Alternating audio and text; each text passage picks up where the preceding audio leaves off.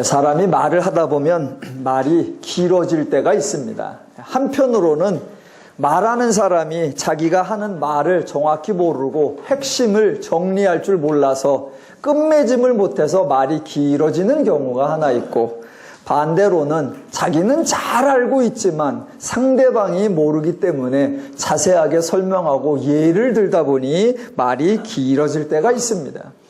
말이 길어지면 꼭 나오는 말이 짧게 합시다, 간단히 합시다 라는 말입니다.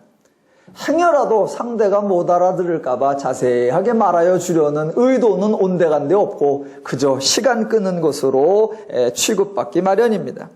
그럴 때마다 말하려는 사람은 참으로 답답함을 하소연합니다. 의사소통을 할 때 그렇게 불통이 발생하는 이유는 말하는 사람이 가지고 있는 이해와 말을 듣는 사람이 가지고 있는 이해, 각자의 사고와 각자의 기준이 서로 다르기 때문입니다. 그렇게 서로 다른 의견, 서로 다른 가치, 서로 다른 인식을 갖고 있기에 서로 간에 이해가 되지 않고 불통이 되는 것을 흔히 오해라고 합니다. 오해는 사람이 의도적으로 행하지 않아도 자연스럽게 발생하는 현상입니다. 그래서 혹시 생활 가운데 오해를 받으시걸랑 그냥 당연하게 받아들이시면 되고, 혹시 누군가가 내 말을 이해해 준다면 그때는 감격하시면 삶을 살아가는 지혜가 될 것입니다. 세상에서 가장 오해를 많이 받으신 분이 하나님이시고, 세상에서 가장 오해를 많이 받은 책이 성경책입니다. 하나님은 오해를 가장 많이 받으신 정도가 아니라 아예 처음부터 지금까지 계속하여 오해를 받아오고 계시고 앞으로도 그 오해가 풀릴 가능성이 거의 없습니다. 왜냐하면 하나님은 하나님의 기준, 하나님의 개념, 하나님의 가치, 하나님의 차원이 있으신데 인간은 죄의 기준, 죄의 가치, 죄의 원리, 죄의 차원에 속해 있기 때문에 하나님의 차원과 죄인의 차원이 본질적, 차원적, 내용적 차이가 있기 때문에 그 오해는 당연하게 발생하고 그 오해가 풀어질 리가 없습니다. 그래서 성경에 보면 하나님이 인간에 의하여 오해받으시는 것을 억울해하신 적이 없고 분해하신 적이 없습니다. 하나님을 오해하고 왜곡하는 인간들을 향하여 책망하거나 꾸짖거나 벌 주는 장면도 전혀 없습니다. 왜? 당연하니까.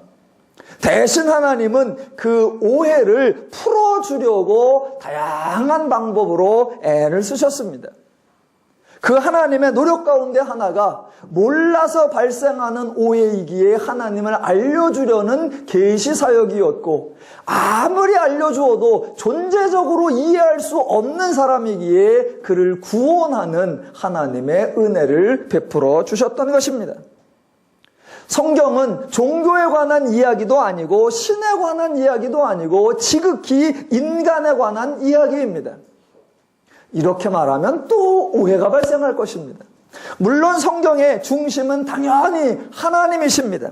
기독교의 주체가 하나님이고 기독교의 핵심이 하나님이고 기독교의 내용이 하나님인 것이 분명합니다. 그런데 그 하나님의 관심, 그 하나님의 목적, 그 하나님의 초점이 모두 인간에게 맞추어져 있다는 것을 이해하셔야 합니다.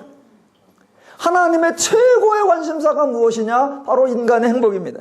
하나님이 행하신 모든 사역들의 궁극적 결과, 궁극적 열매가 뭐냐? 바로 인간의 행복입니다. 하나님은 인간이 행복할 수 있는 내용, 인간이 행복할 수 있는 원리, 인간이 행복할 수 있는 길을 성경을 통해 역사의 다양한 사역들을 통해 저와 여러분에게 알려주셨던 것입니다. 그래서 성경을 대할 때, 성경을 배우실 때에는 마치 하나님의 말씀을 들어주는 듯한 거만한 태도나 하나님의 진리를 배워주는 듯한 교만한 태도를 취해서는 안 되고, 정반대로 나의 행복을 위해, 나의 자유와 안식을 위해, 나의 참된 삶을 위해 바른 것을 배운다는 간절하고 사모하는 마음을 가져야 할 것입니다. 매주 수요일에 예수의 비유가 진행되고 있습니다. 예수의 비유를 들으시고 배우시면 여러분의 삶이 좀 더 자유롭고 평안하고 행복할 줄로 믿습니다. 오시라는 권면입니다.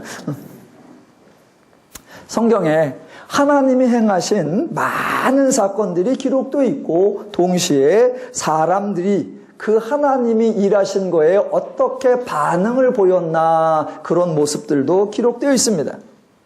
성경을 찬찬히 살펴보면 인간사에 일어나는 일들 중에 하나님의 관점과 사람의 관점이 많이 차이가 난다라는 것을 보여주는 장면들이 있습니다.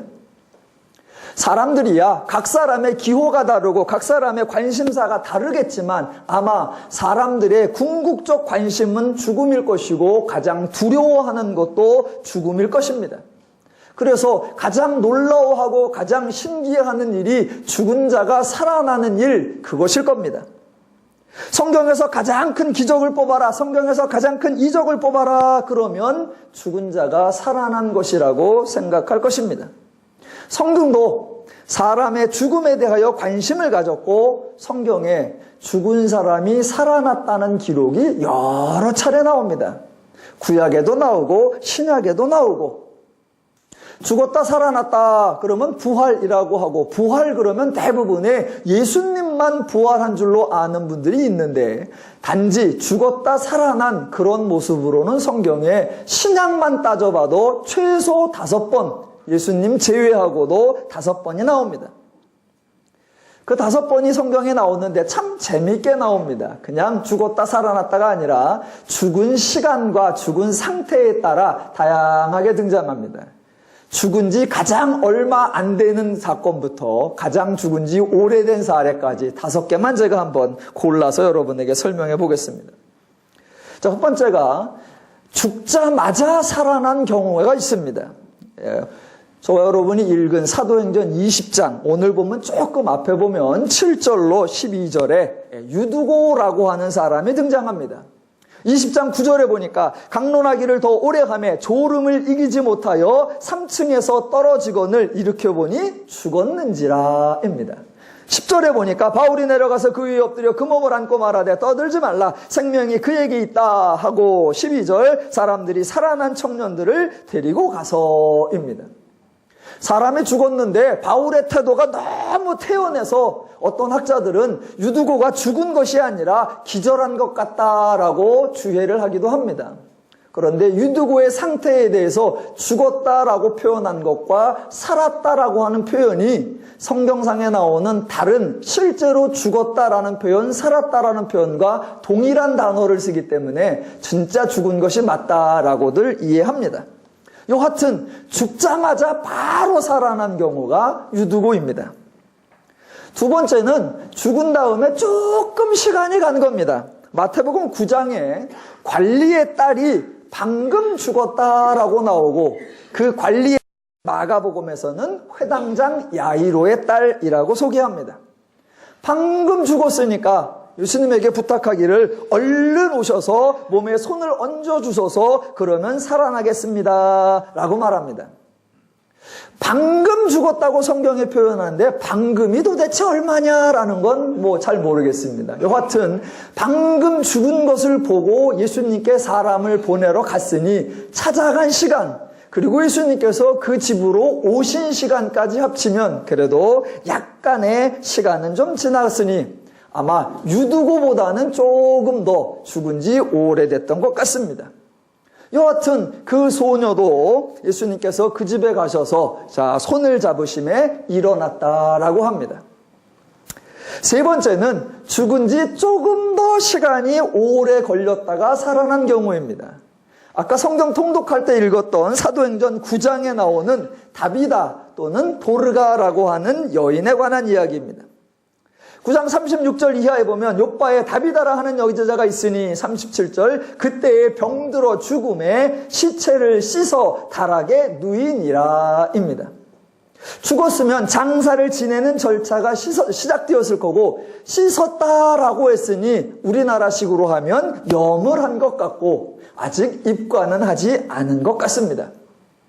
우리나라의 장례 절차 경우 어떤 분이 소천하시면 최소 24시간 이내에는 상복을 온전히 입지 않고 아직은 그 절차를 진행하지 않습니다. 왜? 인간의 사망의 선고가 잘못될 수도 있으니까 최소 24시간을 기다리는 겁니다. 유대의 장례 절차를 정확히는 모르지만 여하튼 죽었고 씻어서 두었다라고 하니까 일단 시간은 조금 걸린 것 같습니다. 자, 그렇게 두고 나서 근처에 베드로가 있다는 소식을 듣고 사람을 보냅니다. 그러자 베드로가 와서 40절 사람을 다 내보내고 무릎을 꿇고 기도하고 돌이켜 시체를 향하여 이르되 다비다야 일어나라 하니 그가 눈을 떠 베드로를 보고 일어나 앉는지라입니다. 자, 처음에는 죽자마자, 그 다음엔 조금 시간이 지나고, 그 다음엔 하루 정도 시간이 지나고.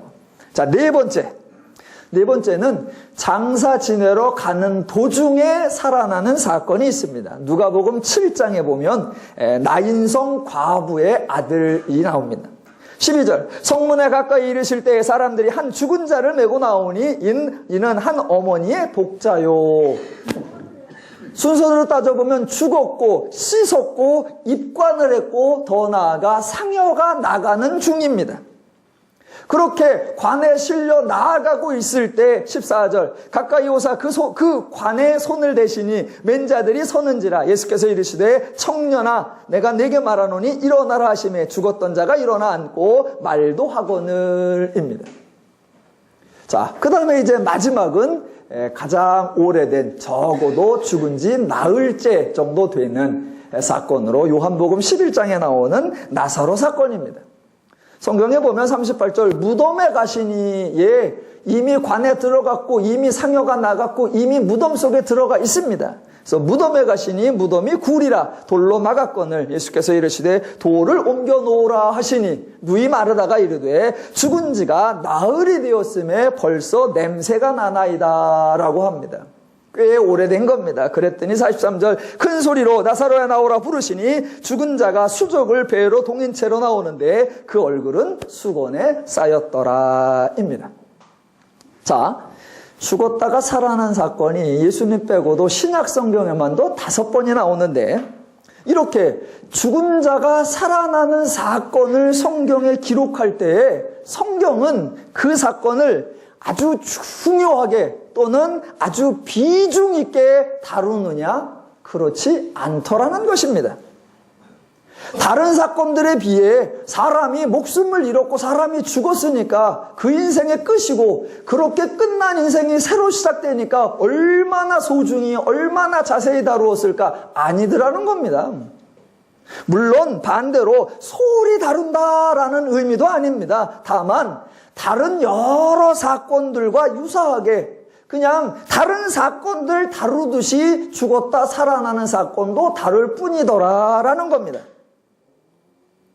복음서의 경우 예수님이 이곳저곳을 다니시면서 많은 이적을 행하는 것이 여기저기에 순서대로 기록되어 있습니다. 그런 이적과 기적을 행하는 중간에 나인성 과부의 아들이나 야이로가 살아나는 사건을 그냥 기록해 놓았습니다. 그래서 성경을 읽을 때 유심히 관찰하지 않으면 죽은 자가 살아난 얘기가 있었던가? 라고 소홀히 여기고 눈치채지 못할 정도로 그냥 평범하게 기록되어 있습니다. 사도행전도 마찬가지입니다. 9장에서 다비다가 살아있는지 죽었는지 그 이야기가 있는지조차도 모르는 사람도 많고 20장에서 유두고 사건을 다룰 때에도 불과 2-3절밖에는 다루지 않습니다. 베드로와 그 일행들, 사도 바울과 그 일행들이 죽었다가 살아난 사건에 대하여 엄청난 사역을 행한 것처럼 강조하지도 않고 죽었다 살아나는 그 과정을 세세하게 자세하게 그 과정을 소개하지도 않고 뭔가 특별한 일이 일어난 것처럼 막 띄워주지도 않습니다. 사람이 죽었다 살아났는데 마치 별일 아닌 것처럼 뭘 그런 걸 가지고 소란을 떠드는 듯이 그냥 해당 본문이 밋밋하게 지나갑니다.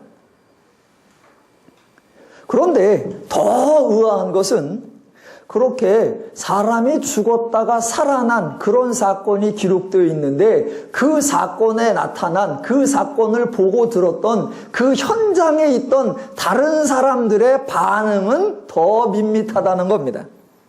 그 사건을 보거나 그 사건을 듣거나 그 사건의 목격자 된 그 사람들의 반응이 전혀 다를 바가 없습니다.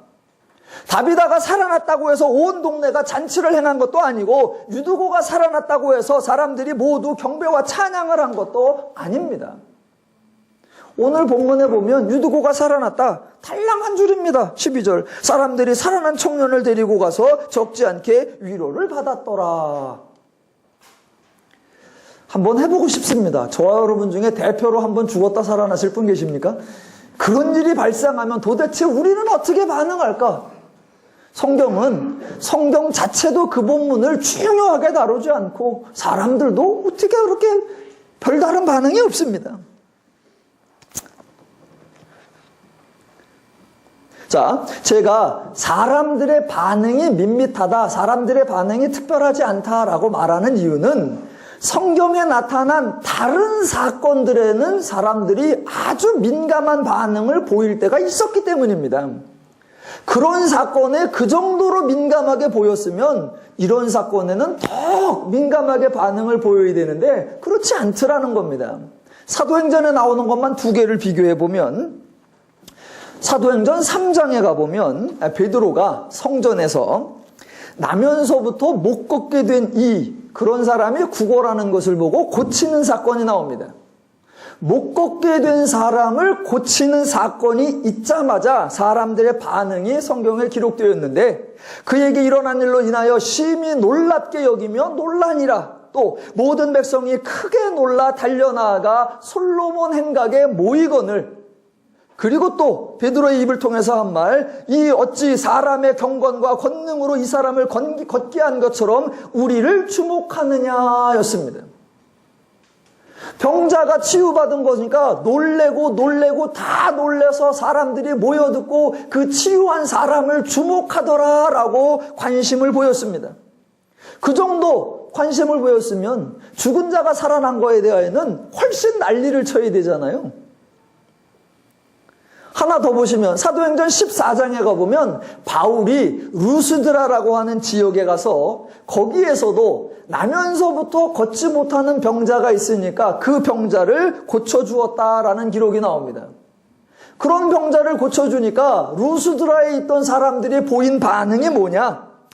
사도행전 14장 11절 무리가 바울이 한 일을 보고 루가오니아 방언으로 소리질러 이르되 신들이 사람의 형상으로 우리 가운데 내려오셨다라고 말하고 13절 제우스 신당의 제사장이 소와 화환들을 가지고 대문 앞에 와서 무리와 함께 제사하고자 하니입니다. 예, 이게 일반적인 반응이겠지요. 놀라운 일, 이적이 일어나고 기적이 일어나고 못 보던 일이 일어나니까 놀라하고 신기해하고 그를 좀 우대하고 섬기려 하고 그런 반응이 나타나는 겁니다.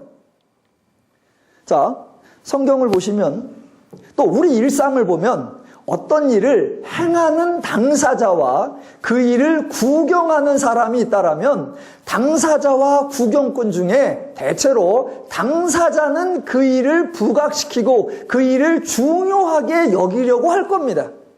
상대적으로 구경꾼들은 좀 의아해하기도 하지만 약간은 신기하거나 그 정도로 그냥 취급하고 싶어 할 겁니다.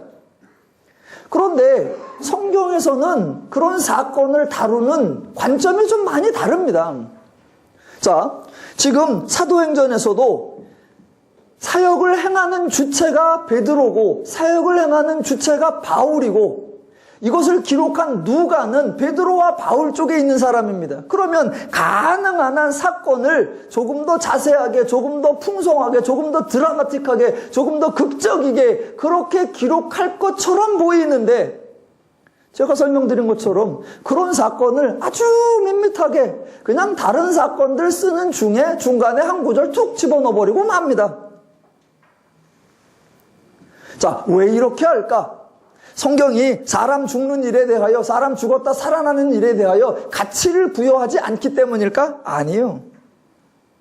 자, 성경이 이렇게 하는 의도가 있고 성경에 그렇게 하는 의미가 있습니다. 자, 성경에서는 하나님이 하시거나 또는 예수님이 하시거나 또는 사도들이 행한 그런 사역을 기록할 때 흔히 일반 사람들이 말하는 이적이나 기적을 언급할 때 더 큰 사건, 더 중요한 사건, 더 어려운 사건, 더 많은 관심이 있는 사건, 이렇게 사건을 비교하거나 사건을 구별하지 않습니다.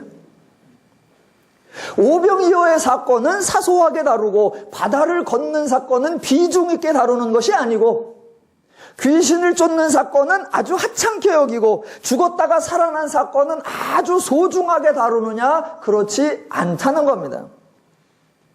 성경의 저자가 하나님의 사역, 예수님의 사역, 사도들의 사역을 기록할 때에 어떤 사건이 발생했는가 또는 그 사건이 어느 정도의 규모가 있고 얼마 정도의 가능성이 적었던 일인가 그런 걸 구분하지 않고 그런 걸 비교하지 않고 그런 것에 경중을 나누지 않고 그런 것의 분량을 결정하지 않는 겁니다. 작은 기적은 쉽고 큰 기적은 어려운 것이 아닙니다. 사소한 기적은 그저 간단히 행하고 중요한 기적은 특별한 의식과 특별한 준비를 행하고에 거창하게 하느냐? 전혀 그렇지 않습니다. 우리는 우리의 생각과 우리의 기준으로 우리가 보기에 큰 일, 우리가 보기에 중요한 일, 우리가 보기에 결정적인 일 이런 걸 구분하지만 그거는 죄인들의 관점일 뿐이고 성경은 그런 식으로 이 일의 비중을 나누지 않는다는 겁니다. 성경의 관점, 즉 성경에 나타난 사건들은 죄인들의 기준과 죄인들의 가치와 죄인들의 원리와 죄인들의 방법과 다르다. 그것을 보여주는 데 초점을 맞추고 있을 뿐입니다. 하나님의 사역을 통해서 지금 큰 일, 작은 일, 중요한 일, 사소한 일 이런 것이 아니라 지금 이 하나님이 행하시는 일이 죄의 기준과 죄의 원리가 아니라 하나님의 기준, 하나님의 원리, 하나님의 방법이다라는 그 하나님을 드러내고 죄와 차별화를 시켜주는 거기에 모든 초점이 맞추어져 있습니다. 그래서 성경을 다룰 때 경중의 차이를 두지 않고 문장의 분량의 길이가 차이가 나지 않습니다. 예수님께서 어떤 사역을 행하실 때에는 대충 행하시고 어떤 일을 행하실 때에는 특별한 준비를 거치고 특별한 절차를 행하셔서 치유를 하셨냐? 그런 거 없습니다. 그러니까 성경이 강조하려고 하는 것은 여러 사건이 나오지만 그 사건의 크고 작고 그 사건의 중요하고 안 중요하고가 아니라 모든 사건을 통해서 성경이 강조하려는 것은 하나님이 죄를 이긴다라는 사실입니다. 하나님의 승리를 보여주기 위하여 다양한 장르와 다양한 사역이 나타날 뿐이지 그 중에 어떤 것이 더 중요하고 그 중에 어떤 것이 더 큰 일 그런 차이는 없다는 것입니다.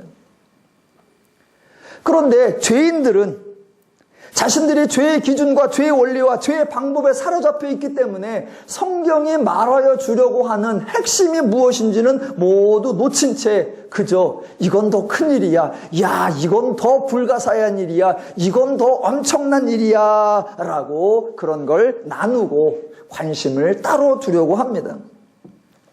아니요, 하나님 앞에는 모든 일이 같습니다. 하나님 앞에는 더 중요하고 덜 중요하고 더 크고 더 작고 그런 것이 없습니다. 모든 사건을 통해서 강조하려는 것, 죄의 원리가 아니라 하나님의 원리다. 죄의 능력이 아니다. 하나님의 능력이다라는 걸 보여주는 것입니다. 그래서 죽은 자가 살아났다는 거 그게 특별한 거냐? 아니뇨. 오병이어를 행한 거나 바다를 거둔 거나 병자를 고친 거나 죽은 자가 살아난 거나 별 차이가 없습니다. 그리고 죽은 자가 살아난 것이 그리 큰일이 아닙니다. 왜냐하면 죽은 자가 살아났을지라도 여전히 죄인으로 살아갈 거기 때문에 그의 삶에 아무런 변화가 없습니다.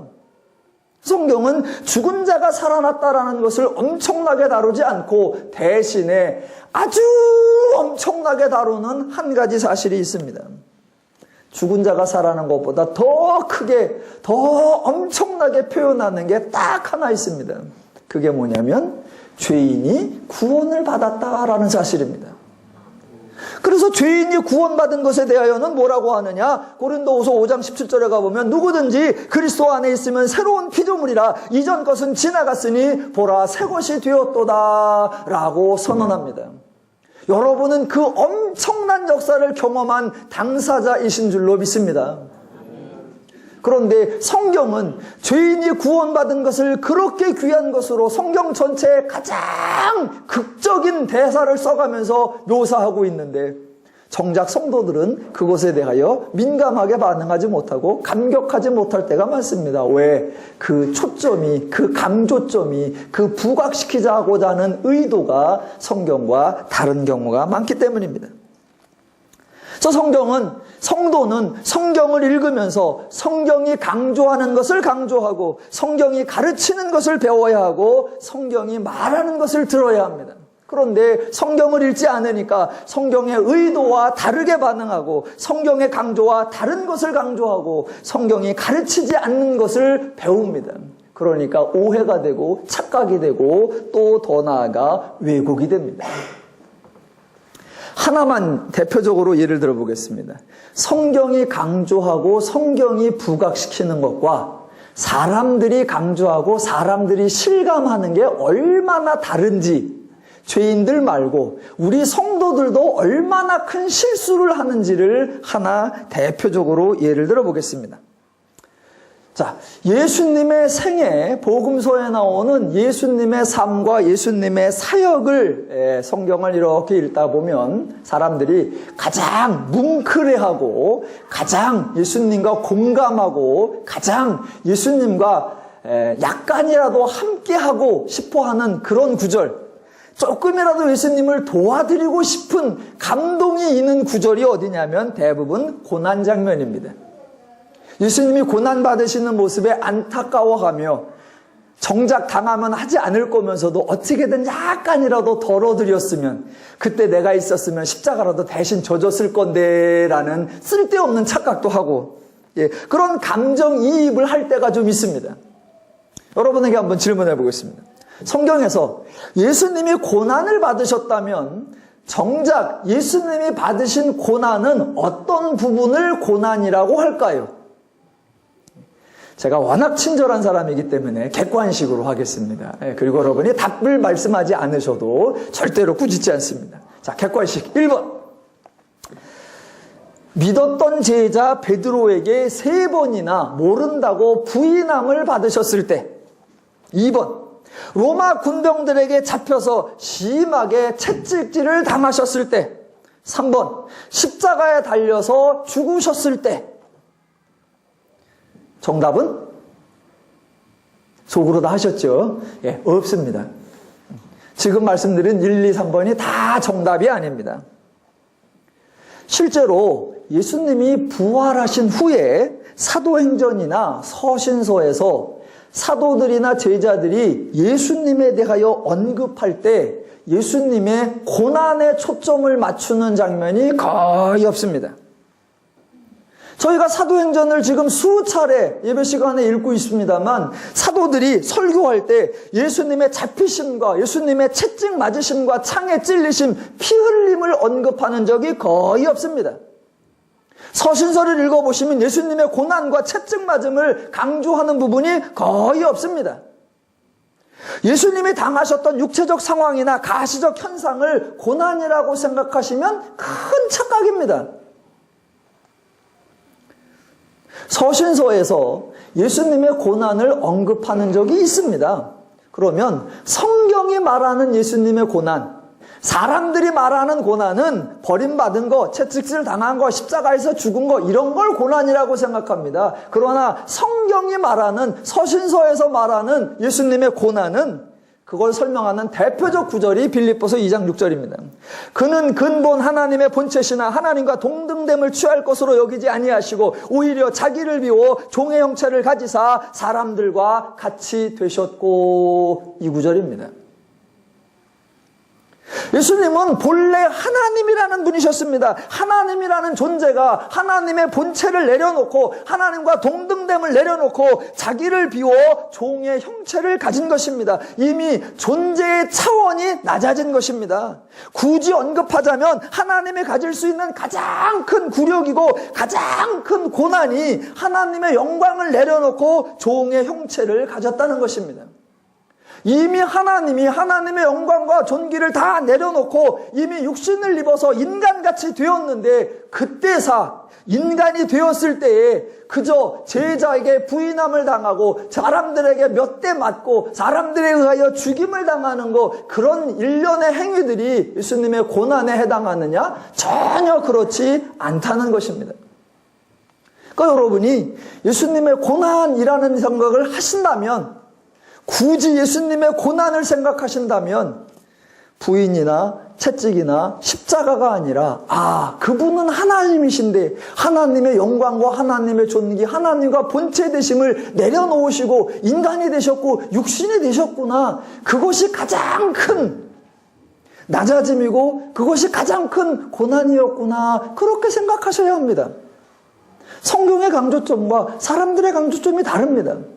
물론 더 나아가 예수님께서 육신을 입고 강림하신 것, 그것을 성경은 고난이라고도 말하지 않고 그것을 굴욕이라고도 하지 않습니다. 왜냐하면 고난이나 굴욕은 본인이 의도하지 않았는데 상대에 의하여 어쩔 수 없이 당할 때 쓰는 표현입니다.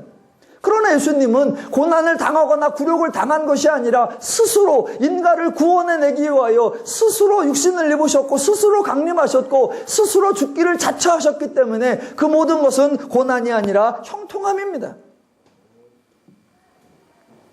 그래서 성경에서 어떤 사건을 강조하는가, 성경에서 어떤 관점으로 강조시키는가, 성경에서 어떤 의미와 어떤 내용을 우리에게 가르치려고 하는가, 성경의 의도와 성경의 목적을 바르게 이해하셔야 합니다. 왜 이렇게 길게 끌고 왔냐? 지금까지가 서론입니다. 서론. 지금부터 본론에 들어가겠습니다. 왜 이렇게 길게 끌고 왔느냐? 오늘 사도행전 20장 17절에 바울의 이야기를 풀기 위해서 그랬습니다. 자, 하나님의 행하신 사역을 기록한 것이 성경이라면 사람이 있는 곳에 행동이 있고 사람의 행동이 있는 곳에 또한 기록이 있습니다. 그렇다면 사람들의 행동을 기록해 놓은 그 기록물에는 도대체 어떤 내용들이 기록될까요? 꼭 기록문이 아니더라도 어떤 사람을 기념하는 장소, 어떤 사람을 축하하는 장소라면 그 사람에 대하여 기념하고 그 사람의 경력을 소개할 때 어떤 내용을 할까요? 취임식이든 출판 기념회든 또는 장례식이든 그 사람의 업적을 소개하는 경우가 종종 있는데 그때 소개되는 업적들은 무엇일까요? 당연히 그 사람이 행한 일, 특별히 다른 사람이 시도하다가 못하고 이 사람이 행한 일, 또는 다른 사람은 꿈도 꾸지 못했는데 이 사람이 해난 특이한 일, 그런 것들, 가능한 한 큰 일, 중요한 일들을 소개할 것입니다. 세상 사람들의 경우는 자주 보셔서 뻔히 아실 거기 때문에 언급하지 않고 성경의 경우만 언급해 보겠습니다. 하나님의 경우를 소개시켜드렸고 지금 그 하나님이 하셨던 것처럼 하나님의 백성, 성도가 그 성도의 사역이나 성도의 삶이나 성도의 업적을 기록하고 고백할 때에 과연 무엇을 고백하고 무엇을 자랑하고 무엇을 강조하는지 성경을 통해서 확인하시고 저와 여러분이 사역을 다 마치고 이 땅에서의 성도의 삶을 마치고 마무리할 때 저와 여러분의 사역을, 저와 여러분의 삶을 회상한다면 과연 어떤 방식으로 회상하는 것이 옳은지 오늘 성경의 본문을 보면서 확인해 보도록 하겠습니다.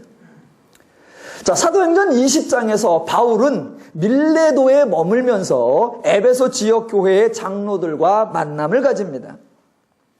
자, 바울이 에베소라고 하는 지역에서 사역을 행한 것은 19장에부터 연결되는 얘기인데 아볼로의 제자들에게 성령에 대하여 가르쳐주는 내용이 나오는데 그게 19장 8절에 보면 석 달 동안 하나님 나라에 관하여 가르쳤다라고 나오고 19장 10절에 보니까 2해 동안이나 주의 말씀을 가르쳤다라고 나옵니다. 그러니까 적어도 2달 반 이상, 약 3년 정도는 에베소에 머물렀던 것 같습니다.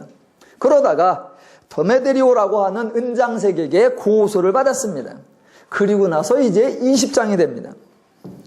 19장 다음에 20장이니까 순서적으로는 바로 다음이지만 공간적으로는 장소가 여러 차례 바뀌었고 시간적으로도 당연히 오랜 시간이 걸렸습니다.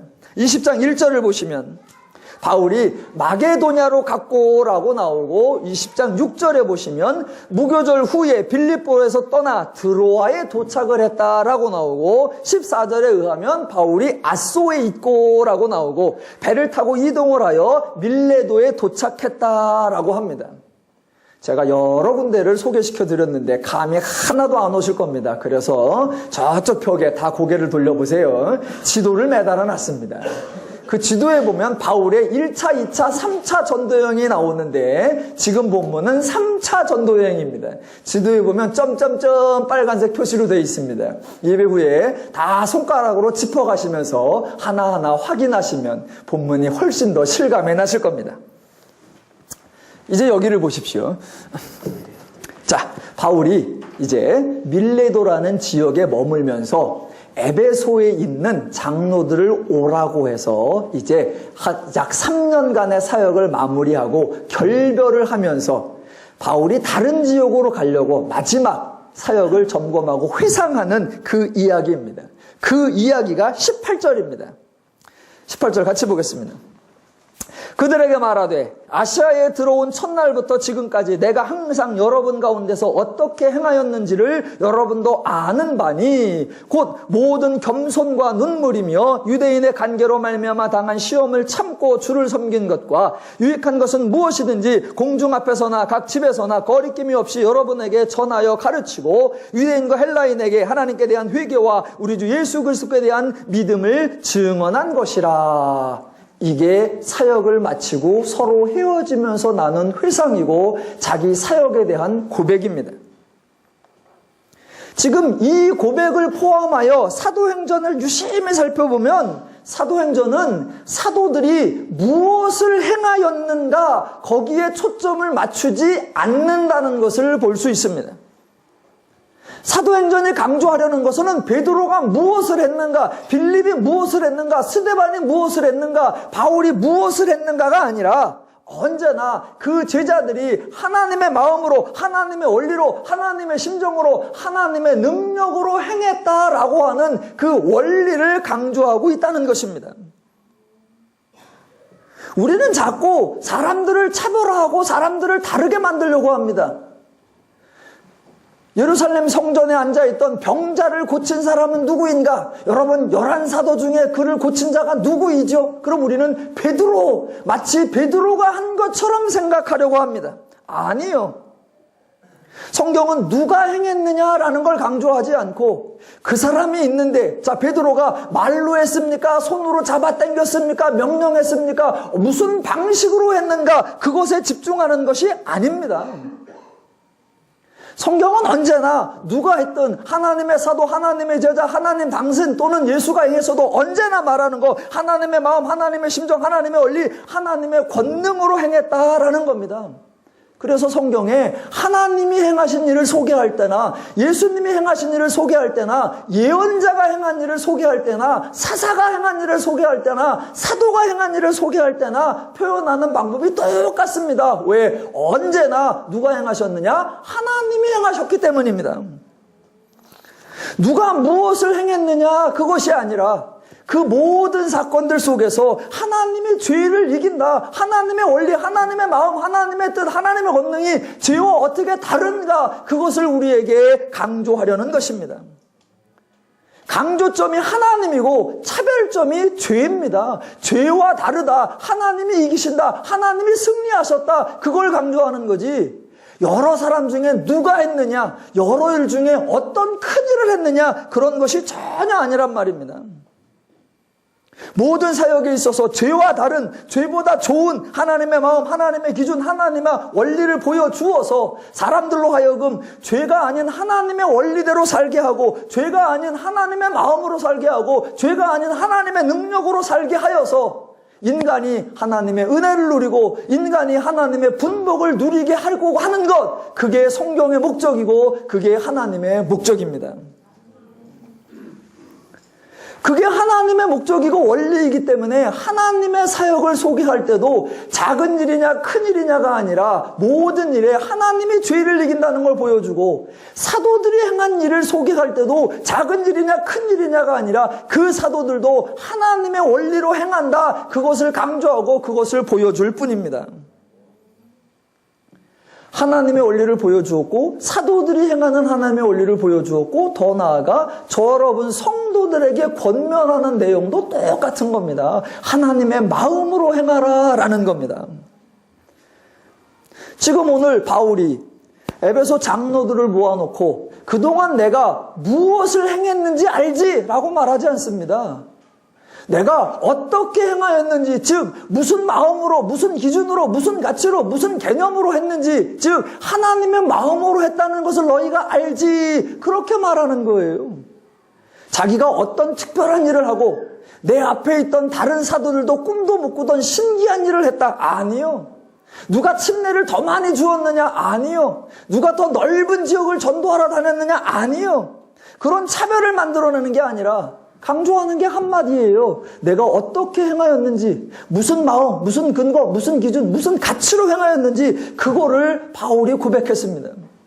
그렇게 자기가 고백하니까 이 에베소 장로들에게 이렇게 고백한 것처럼 에베소 사람들에게 편지를 써서 에베소 사람들에게 권면하는 내용이 에베소서입니다. 그 에베소서 4장에 보면 그 에베소에 있는 성도들에게 권하는 내용이 나옵니다. 이렇게 나옵니다. 그러므로 주 안에 갇힌 내가 너희를 권하노니 너희가 부르심을 받은 일에 합당하게 행하여 모든 겸손과 온유로 하고 오래 참음으로 사랑 가운데서 서로 용납하고 평안에 매는 줄로 성령이 하나 되게 하신 것을 힘써 지키라. 더 나아가 5장 15절을 보시면 그런즉 너희가 어떻게 행할지를 자세히 주의하여 지혜 있는 자가 없는 자같이 하지 말고 오직 지혜 있는 자같이 하여 라고 나옵니다. 그러니까 바울이 사도행전 20장에서 내가 어떻게 행했는지 알지, 모든 겸손과 눈물과 참음으로 주를 섬겼고 충성으로 했다라고 말하는 것과 똑같이 에베소에 있는 성도들에게 너희가 이렇게 하기를 원한다라고 말할 때 모든 겸손과 눈물과 인내와 사랑과 참음으로 하라라고 똑같은 말을 하는 겁니다. 성경이 강조하는 것, 복음이 강조하는 것, 사도들이 강조하는 것, 무슨 일을 할까, 어떤 일을 할까가 아닙니다. 기독교는 특정한 행동이나 특정한 사역이나 특정한 목표를 이루어내는 것이 아닙니다. 특정한 과업이나 기어코 이루어내야 하는 과제 없습니다. 에베소서 1장부터 6장까지를 차분히 읽어보시면 에베소 성도들이 달성해내야 하는 목표 등장하지 않습니다. 성경 전체를 세밀히 읽어보아도 성도가 하나님을 위하여 완성해 드려야 하는 과업 등장하지 않습니다. 기독교는 철저하게 죄의 원리가 아니라 하나님의 원리, 그 하나님의 원리로 살아가는 삶의 방식, 세계관, 인식, 가치, 기준, 원리를 우리에게 설명하고 그 원리대로, 그 마음으로, 그 뜻으로 살기를 권면하는 것, 그거 하나입니다. 그 핵심을 더 짧게, 그 핵심을 더 간략하게 말하면 바울이 빌립보에 사는 성도들에게 쓴 편지가 빌립보서인데 그 빌립보서 2장에 그 모든 지금 설명드린 내용을 핵심으로 써놓은 구절이 하나 있습니다. 2장 5절. 너희 안에 이 마음을 품으라 곧 그리스도 예수의 마음이니입니다. 성경에 너희 안에 이 능력을 품으라 그런 표현 없습니다. 너희 안에 이 과제를 가지라 그런 권고 없습니다. 너희 안에 이 책임감을 느끼라 그런 부탁 없습니다. 없습니다. 성경이 지적하는 인간 문제의 본질, 죄이고 인간이 불행한 원인, 바로 죄입니다. 그 죄는 상황이 아니고 조건이 아니고 인물이 아니고 장소가 아니고 경제가 아닙니다. 죄의 원리, 죄의 마음, 죄의 기준, 죄의 가치입니다. 그래서 인간이 그 죄를 이길 때에, 즉 하나님의 마음을 고 하나님의 원리로 행동할 때에, 성령으로 행동할 때에 성령의 열매가 맺어지고, 그렇게 성령의 열매가 맺어지는 삶, 그게 바로 인간이 행복한 삶입니다. 인간이 인간이 행할 수 있는 최고의 일, 인간이 행할 수 있는 최상의 일이 뭐냐? 바로 죄를 이기는 것입니다. 한 번 더 하겠습니다. 인간이 행할 수 있는 최고의 일, 인간이 행할 수 있는 최상의 일이 바로 죄를 이기는 것입니다. 혹시 성도이신 여러분께서 저에게, 목사님, 제가 무슨 일을 할까요? 라고 물으신다면 성경은 범사에라고 대답을 하고, 혹시 성도 중에 어떤 분이 목사님 언제 할까요? 라고 물으면 성경은 항상이라고 대답을 하고, 혹시 성도가 목사님 제가 누구한테 할까요? 라고 하면 성경은 피차에라고 말하고, 목사님 제가 어디서 할까요? 라고 물으면 성경은 언제나 주 안에서 라고 대답합니다. 우리는 자꾸 무엇을 어디서 누구와 어떻게 그런 걸 따집니다. 아니요. 성경은 범사에 항상 주 안에서 예수의 마음으로 행하라 라고 우리에게 권면합니다. 그래서 성경이 강조하는 것, 그래서 성도가 구별해야 하는 것은 특정한 일이나 특정한 장소나 특정한 시간이나 특정한 관계가 아닙니다. 성경의 관점, 성경의 강조점 오직 하나, 죄를 멀리하고 하나님을 가까이 하라라는 겁니다. 에베소서 통틀어서 표현해 본다면, 수요 에베소서 공부에 오신 분들은 쉽게 이해가 되실 겁니다. 강조를 해보면 에베소서에는 이렇게 표현되어 있었습니다. 부르심에 합당하게 행하라. 옛사람을 벗고 새사람을 입으라. 어둠의 일에 참여하지 말고 빛의 자녀들처럼 행하라. 마귀의 관계를 능히 대적하기 위하여 하나님의 전신갑주를 취하라. 모두 무엇에 관계된 거예요? 죄를 이기고 하나님의 원리로, 죄의 마음이 아닌 하나님의 마음으로 행하라. 무엇을 행할까가 아니라, 언제 행할까가 아니라, 어디서 행할까가 아니라, 누구와 행할까가 아니라, 어떻게 하나님의 마음, 하나님의 기준, 하나님의 원리, 하나님의 방법, 하나님의 능력으로 행하라 라는 것입니다. 여러분은 종교 생활이 이미 충분하십니다. 무엇을 어디서 어떻게, 그게 아니라 종교 생활이 이미 충분하세요. 왜? 매주마다 일주일에 한 번씩, 최소 한 번씩은 교회에 오셔서 예배를 드리시고, 한 달에 한 번씩은, 최소 한 달에 한 번씩은 주의 만찬이라는 예식에 참여하고 계시고, 적어도 2달에 한 번 정도는 간식으로 섬김을 하고 계시고, 적어도 6개월에 한 번 정도는 교회 환경미화에 참여하시고, 또는 대표 기도를 행하시고, 적어도 1년에 한 번씩은 성도총회에 출석하셔서 의결권을 행사하고 계십니다. 대단하신 거예요. 게다가 매월 소득의 11조를 드리고 감사 예물을 드리고 절기 예물을 드리십니다. 여러분은 종교 생활을 이미 넉넉히, 이미 풍성히, 이미 충분히 하고 계십니다. 무엇을 어떻게 얼마나 더 할까 그걸 구하지 말고 범사에 항상 주 안에서 하나님의 마음으로 행하시기를 주님의 이름으로 축원합니다. 아직 안 끝났어요.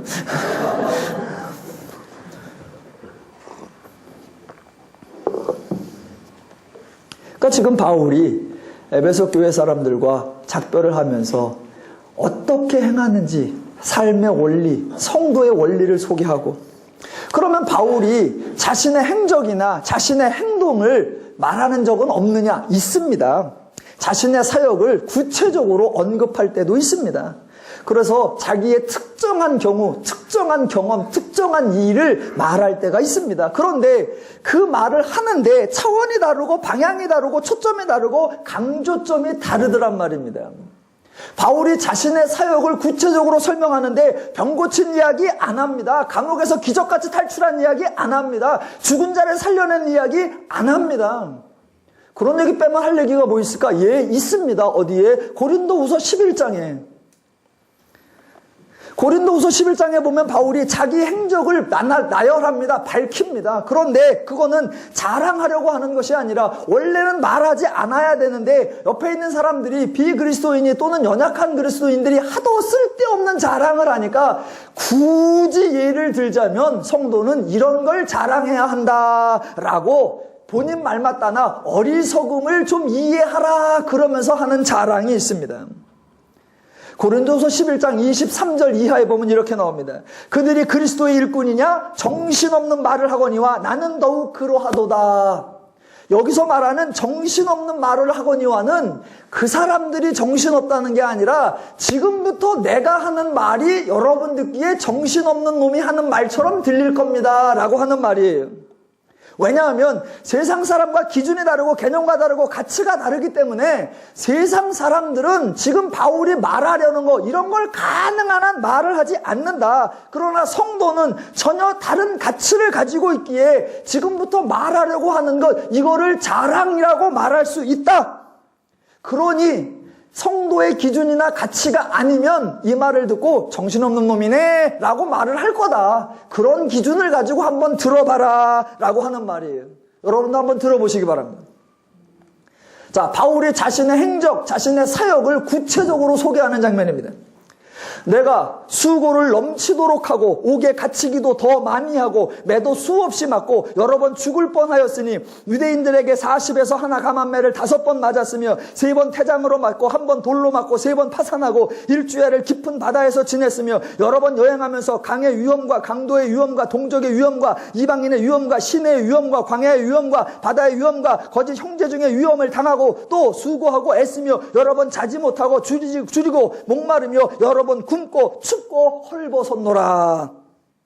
이게 업적입니까? 이게 자랑입니까? 이게 과연 사람들에게 내가 사역한 일의 핵심이다 라고 드러낼 이야기입니까? 여러분 같으면 이런 걸 기념비에 쓰시겠습니까? 이게 무슨 고생담입니까? 무슨 심파입니까? 그런데 바울이 이 말을 하는 이유가 있단 말입니다. 이 말을 하는 이유가. 하나 더 보면 고린도서 12장에 보면 또 이렇게 나옵니다. 행적을 말해요. 원래 무엇을 행했나 얼마나 큰 일을 행했나 그런 걸 말하는 게 아닌데 하나님의 원리로 어떻게 행했는가 그것만 말하는 게 맞는 건데 행적을 말할 때가 있어요. 자, 고린도후서 11장에도 지금 말했고 12장에도 또 말합니다. 이렇게 말합니다. 근데 그 말을 하기 전에 토를 달아요. 뭐라고 나오냐? 무익하나마 내가 부득불 자랑하노니 주의 환상과 계시를 말하노라. 강조점이 뭐냐? 무익하다는 거예요. 이런 행적을 말하고 이런 업적을 말하고 나에게 나타났던 기이한 일들을 말하는 거 그거 다 무익하다. 아무런 의미가 없다.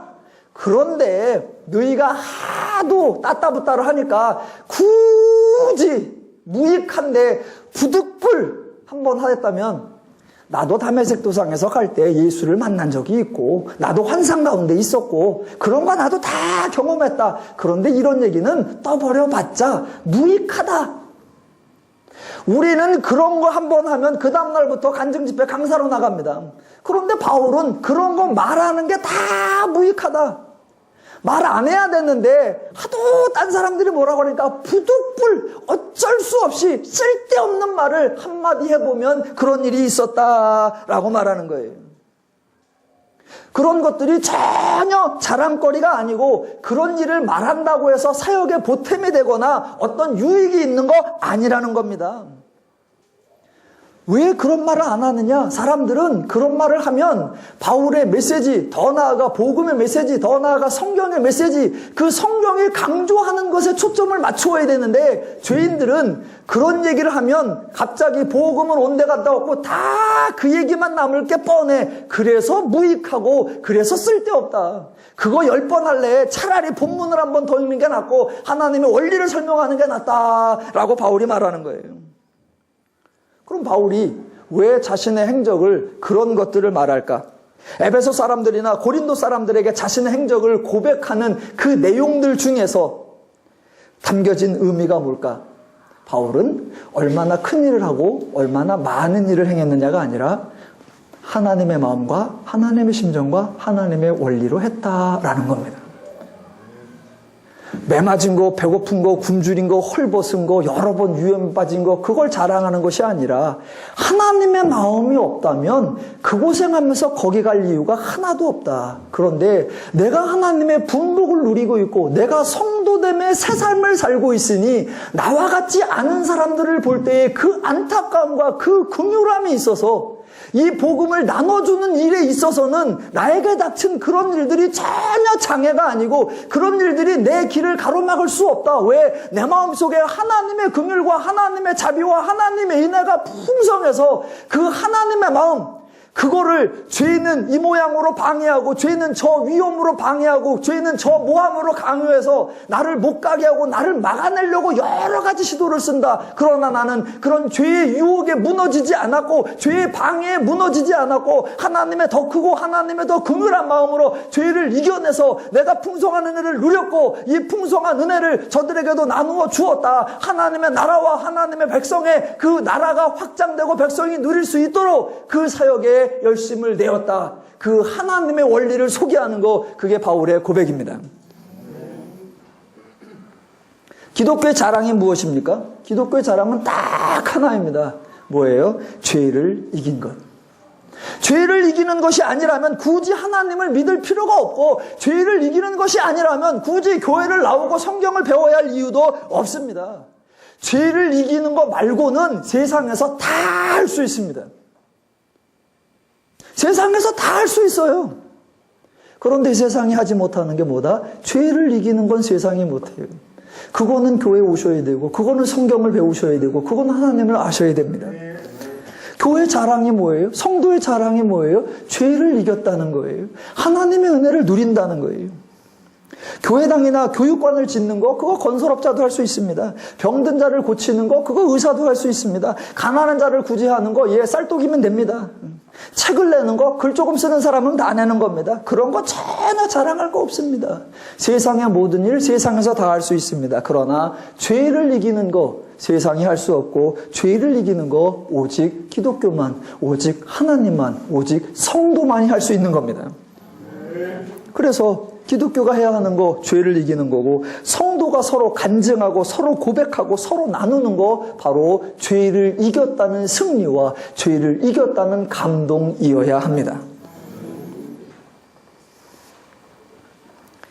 오늘 바울의 고백을 통해서 더누림교회와 더누림교회 모든 성도가 무엇을 행할까, 어디서 행할까, 얼마를 행할까가 아니라 하나님을 아시고 하나님의 마음을 아시고 하나님의 심정을 아시고 하나님의 원리를 아셔서 범사에 항상 주 안에서 예수의 마음으로 행하셔서 하나님의 은혜를 풍성히 누리시고 하나님의 나라를 주변 사람들에게 확장시키시기를 주님의 이름으로 축원합니다. 기도하겠습니다.